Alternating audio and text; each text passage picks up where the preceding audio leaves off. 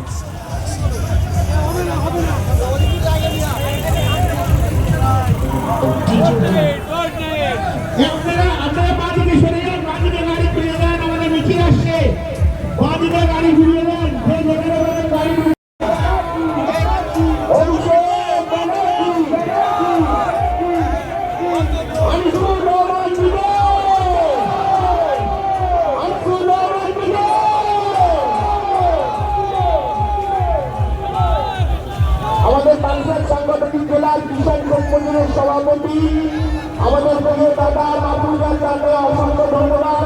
মাহবুব দাদা অসংখ্য ধন্যবাদ। আমি জানাই আমাদের বালুরঘাট সাংগঠনিক জেলার সভাপতি আমাদের চারবারের সাংসদ বালুরঘাট সাংগঠনিক জেলার অহংকার ডক্টর কাকলি প্রস্তুতার দিদি ভাই আমাদের মধ্যে মিছিলে অংশ নিয়েছেন। আমাদের কিন্তু এখনো মিছিল শুরু হয়নি, ওদিকে লোক হচ্ছে না, তাই চাপে একটু এগিয়ে যাচ্ছে। মিছিল শুরু হতে এখনো হয়তো 10 মিনিট লাগবে, কারণ ওইদিকে নিমতলাটা অবরুদ্ধ হয়ে গেছে। তাই নিমতলা ভাঙা করতে মিছিলকে এগিয়ে দেওয়ার জন্য সাধারণ মানুষকে এগিয়ে দিচ্ছে। মিছিল এগিয়ে যাচ্ছে, এগিয়ে যান, এগিয়ে যাচ্ছে মিছিল। সকলকে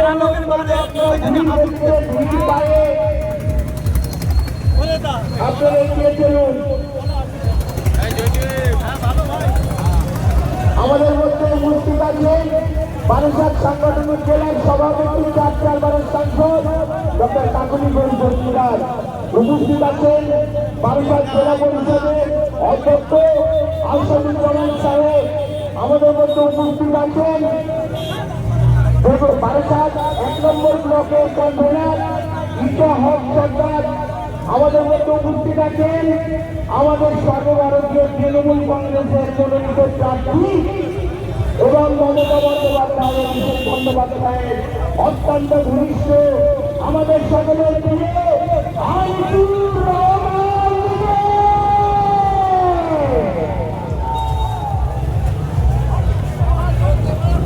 আমাদের বিরলের আমাদের সদস্য এই মিছিলে নাম নিয়েছে যাচ্ছে। আমি সকল আমাদের সুনীলবরণ ঘোষ মহাশয় আছেন, অসংখ্য ধন্যবাদ। নন্দগড়াঞ্চলের কর্মনাথ মিছিলে জয় বাংলা, জয় বাংলা। আমাদের বালুরঘাট জেলা তৃণমূল কংগ্রেসের কমিটির সদস্য অভিজিৎ নন্দী, তিনি মিছিলে পাম দিয়েছেন। আমাদের ইটক সরকার বালুরঘাট 1 নম্বর ব্লকের কনভেনার, তিনি পাম দিয়েছেন বালুরঘাট জেলা পরিষদের অধ্যক্ষ আসাদুজ্জামান সাহেব এবং সর্বোপরি মিছিলের শেষে নেতৃত্ব দিচ্ছে আমাদের সকলের অহংকার সেগুনবাগ সুকুটের সাথী সেগুনবাগ গরিবের বন্ধু আনিসুর রহমান বিদেশ। মিছিলের শেষ নেই, মিছিলের কোনো শেষ নেই।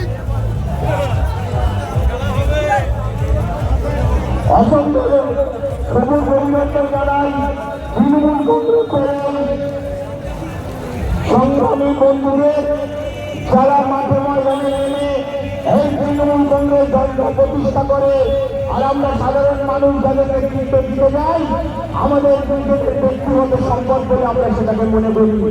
আমরা সেই তৃণমূল কংগ্রেস কর্মীদের জানাই অসংখ্য ধন্যবাদ। অনুরোধ করবো সকলে পায়ে পায়ে মিছিলটা একটু এগিয়ে যান। আমাদের তৃণমূল কংগ্রেসের সৈনিক যাদের অভ্যাস রাস্তায় থাকে, রাস্তাটা ভালো করে দিন।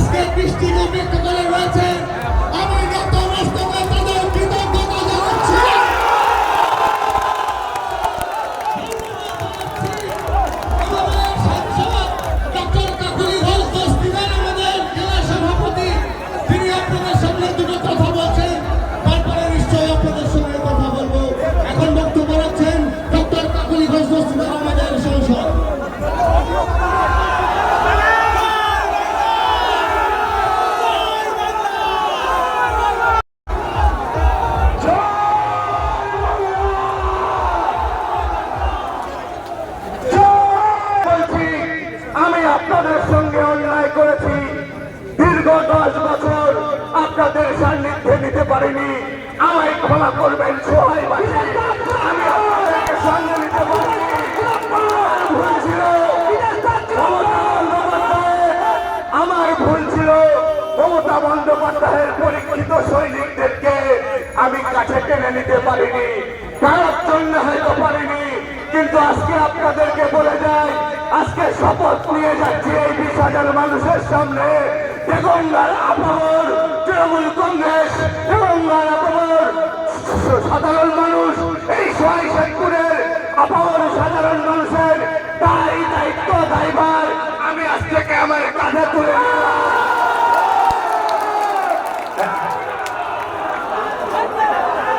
আর একই সঙ্গে আজকে চ্যালেঞ্জ করে যাচ্ছে এই জনপ্লাবন দেখে, ঝড় বৃষ্টিকে উপেক্ষা করে যারা দাঁড়িয়ে আছে, চ্যালেঞ্জ করে যাচ্ছি, আরে বাকি বিধানসভা পরে থাক, নিজের অঞ্চলে যদি 5,000 5,000 ভোটে যদি না জিততে পারি, রাজনীতি ছেড়ে দেবো, রাজনীতি ছেড়ে দেবো। এই আমার তৃণমূল তৃণমূল কংগ্রেসের সৈনিকরা 5,000 ভোটের জয় এই সোয়াইশেদপুর থেকে দেবেন না? 5,000 ভোটের জয় এই সোয়াইশেদপুর অঞ্চল থেকে দেবেন না? সোয়াইশেদপুর তো পরে থাক, যদি বুথে নিজের বুথে বান্ডিল না করতে পারি, আমি আপনাদের বলি, সংবাদ মাধ্যমে দেখছি বলছে আমার সঙ্গে বেঈমানি হয়েছে, গদ্দারি করেছে, আমার সঙ্গে বলছে বেঈমানি। আজকে উত্তর 24 পরগনা জেলা পরিষদ, গ্রাম পঞ্চায়েত প্রধান, যুব তৃণমূল কংগ্রেসের সভাপতি, অঞ্চল তৃণমূল কংগ্রেসের সভাপতি, পিএইচির চাকরি, দুটো ক্যাজুয়াল চাকরি, সমগ্র যা কাজ, সমগ্র যা পোস্ট একটা পরিবারে সীমাবদ্ধ ছিল, তাও বলে আমায় কিছু দেয়নি, তাও বলে কিছু পাইনি। সেই জন্যই তো সঠিক জায়গায় চলে গেছে। ইনকিলাব জিন্দাবাদ, আমরা খাবো তোমরা বাদ। আজকে সবাই মানুষের কাছে আশ্বস্ত করে যাচ্ছি, যা দুটো কাজ হবে আর 10টা কাজ হবে, মানব সেবার চাকরি হবে, সবাই আগমন মানুষের জন্য হবে, কোন পরিবারের জন্য আর কোন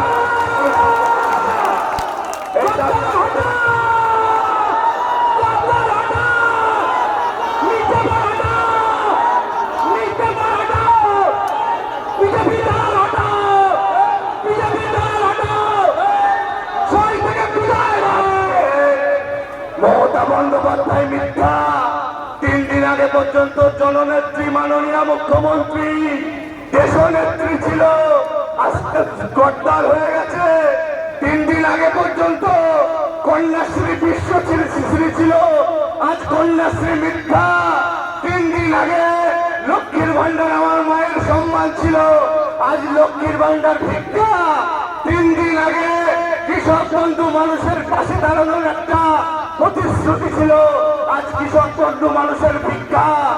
যারা ক্ষমতার লোভে, যারা নিজেদের আত্মকেন্দ্রিক হয়ে ক্ষমতা ব্যক্তিগত করার জন্য নিজের ইমান আমান বেঁচে দেয়, তাদের দেগঙ্গার মানুষ ক্ষমা করবে না, ক্ষমা করবে না, ক্ষমা করবে না।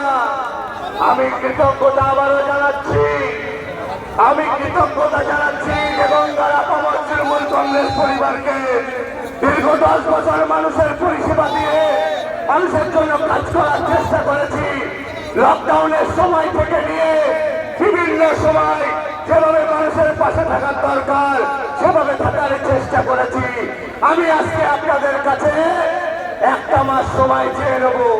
আমার তৃণমূল কংগ্রেসের যোদ্ধা, আমার মমতা বন্দ্যোপাধ্যায়ের পরীক্ষিত সৈনিক, আমার অভিষেক বন্দ্যোপাধ্যায়ের পরীক্ষিত সৈনিকরা 1 মাস সময় দেবেন। কি দেবেন তো? 1 মাস সময় দেবেন তো? আপনারা 1 মাস সময় দেবেন।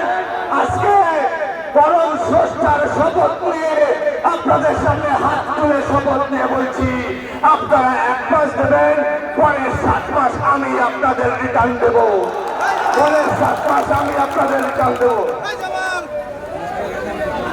আমি আমাদের কুটরা কদমগাছি 2 লিডার রিচা সাহেব, আরশাদ সাহেব, তাদেরকে একটুখানি জায়গা করে দিন, একটু এগিয়ে আসার জন্য অনুরোধ করছি।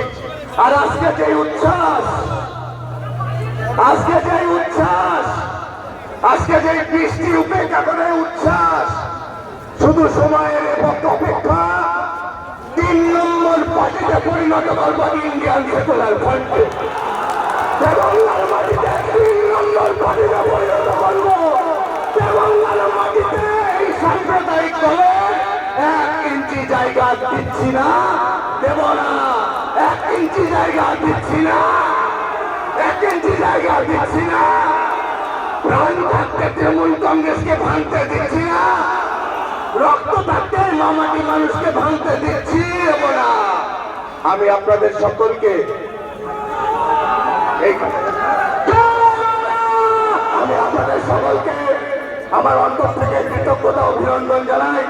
আগামী 29 তারিখ পর্যন্ত লড়াইটা বর্তমান রাখুন। আমি সবার কাছে অনুরোধ করছি, কোনো বিশৃঙ্খলা নয়, সেই প্রতিশ্রুতি আজকে আমি আপনাদের করে শরীরে রক্ত থাকবে ততক্ষণ আমার প্রাণ গঙ্গার মানুষের জন্য নিবেদন করে যাচ্ছি। এই কথা আজকে আপনাদের সামনে প্রতিশ্রুতি দিয়ে যাচ্ছি।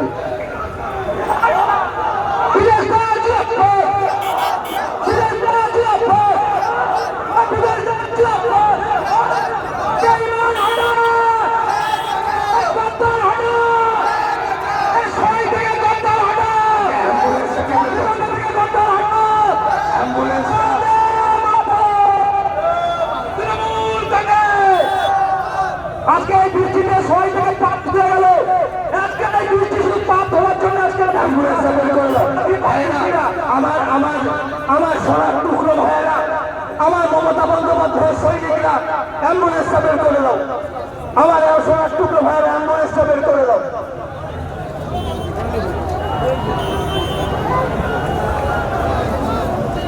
একটু জায়গা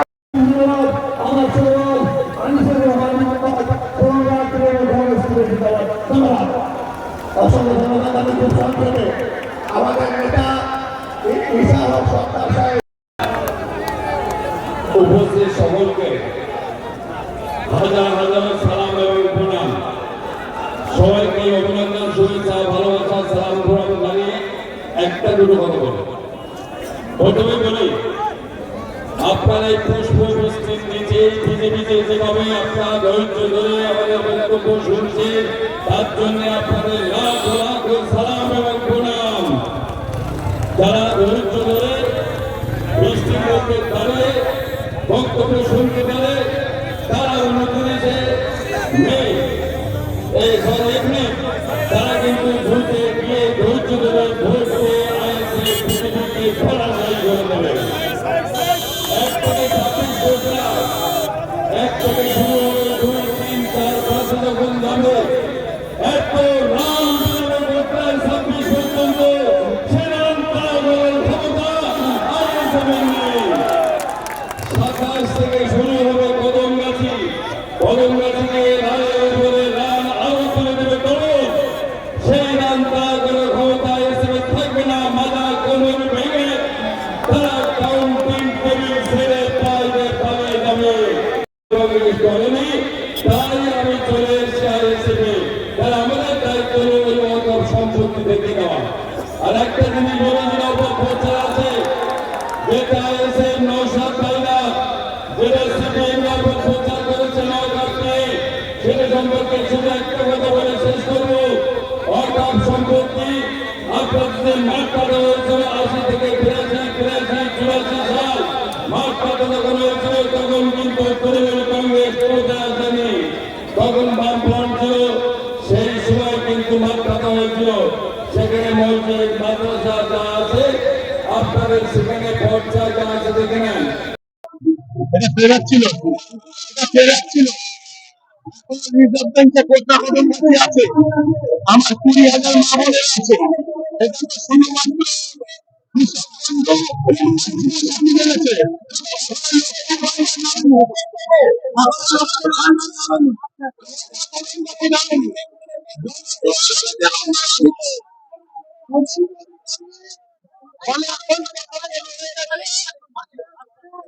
রাতেই মেজে খোকা গদ্দার আর সোয়ের বড় খোকা গদ্দার, এই গদ্দারদের জায়গা তৃণমূল কংগ্রেসে নেই। বলতে আপনি নাকি সৌজন্যতা দেখাননি, এটা ছেলে মানুষের মতো কথা হয়ে গেল। তুমি আমায় চকলেট দাওনি, ওই জন্য আমি তোমার সঙ্গে কথা বলবো না। মমতা বন্দ্যোপাধ্যায়ের এই দল তারা পৈতৃক সম্পত্তি না। আমরা যারা মনে করছি এ দল আমার পৈতৃক সম্পত্তি, মূর্খের স্বর্গে বাস করছি। পিছন থেকে জোড়া ফুলের প্রতীক। মমতা বন্দ্যোপাধ্যায়ের ছবি যদি সরে যায়, কিন্তু জামা কাপড় কিছু থাকবে আর কিছু থাকবে না, এটা আমাদের সকলে জেনে রাখা দরকার। অভিযোগ তুলছিলেন, সেগুলো কি রয়েছে আপনার কাছে? একগুচ্ছ অধিকারী পরিবারে ছাড়িয়ে গেছে, 8খানা পোস্ট হোল্ড করছে একটা ফ্যামিলি, এবং এই মাটিতে 8খানা পোস্ট হোল্ড করছে। আজকের পর থেকে এই সোয়ের মাটিতে যা হবে, সোয়ের আপামর জনসাধারণ হবে, কোনো পরিবারের জন্য কিছু হবে না। তৃতীয় স্থানে পাঠিয়ে দেবো। এই গঙ্গার মাটিতে তৃতীয় স্থানে পাঠাবো, নাহলে রাজনীতি ছেড়ে দেবো।